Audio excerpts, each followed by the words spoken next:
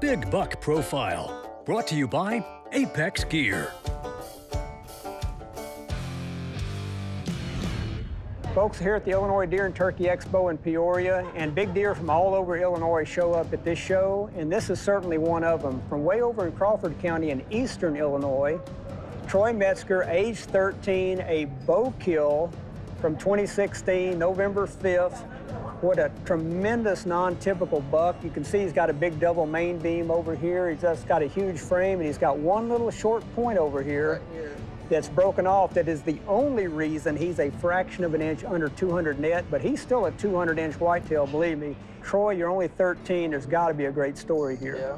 You know, it was just normal hunting, and all summer, and early fall, we were after this buck mainly. All summer, we had footage of him and trail cam pictures. We had early velvet footage, too, of him eating and feeding with other deer. And then comes November, my stepdad's actually hunting him in the same timber, and I get in my stand and I notice a deer's coming, and I noticed it was him because of his neat characteristics and his double main beam. And there's actually a trail camera right in front of my stand, and the moments right before I killed him, he walked right in front of my stand. How cool is that? It was really cool. Now, how far was the shot?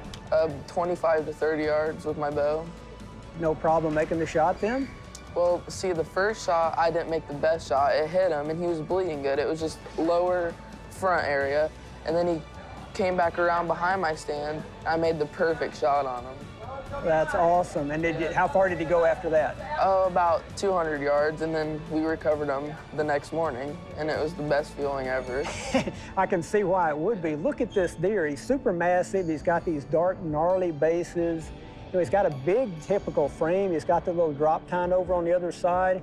But the funny thing about it, usually when you have a deer with a double main beam on one side, in this case almost a triple beam, usually some of that takes away from the growth of the typical part of that side.